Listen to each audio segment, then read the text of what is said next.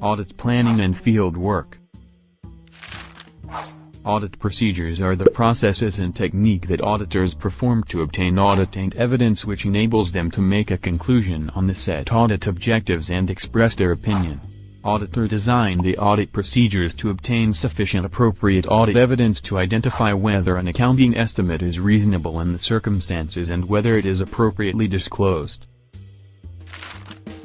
Typically, there are 5 audit procedures that normally used by auditors to obtain audit evidence.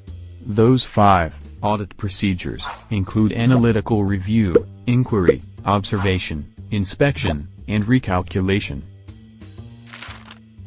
Test of controls is an audit procedure to test the effectiveness of control used by a client entity to prevent or detect material misstatements. Depending on the results of this test, auditors may choose to rely upon a client's system of controls as part of their auditing activities.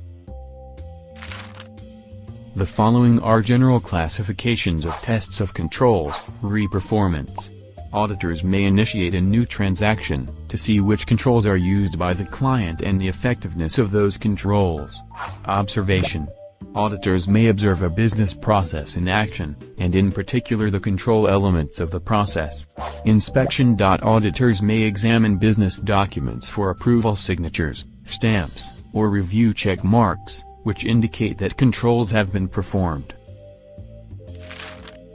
Substantive procedures are intended to create evidence that an auditor assembles to support the assertion that there are no material misstatements in regard to the completeness, validity, and accuracy of the financial records of an entity. Therefore, substantive procedures are performed by an auditor to detect whether there are any material misstatements in accounting transactions. Substantive procedures include the following general categories of activity. Firstly, analytic procedures, comparison between recorded amount and the expectation amount that developed by the auditor. Study of comparison of the relationship between accounting data and related information. Tests of details of classes of transactions. A transaction that tests for error and fraud in individual transaction. Lastly, a test of details of account balances and disclosures. The ending of general ledger balance for statement of financial position. Audit evidence is any information used by the auditor to determine whether the information being audited is stated in accordance with established criteria. There are 2 determinants of the persuasiveness of evidence are competence, the degree to which evidence can be considered trustworthy. Sufficiency, amount of evidence is enough to form a reasonable opinion. There are a few types of audit evidence. Firstly, physical examination. Physical examination is the inspection or count by the auditor of a tangible asset, but also applicable to verification of securities, notes receivables and tangible fixed assets. Next is observation. Observation is the use of the senses to assess client activities. Observation is rarely sufficient by itself because of the risk of an auditor changing their behavior because of the auditor's presence.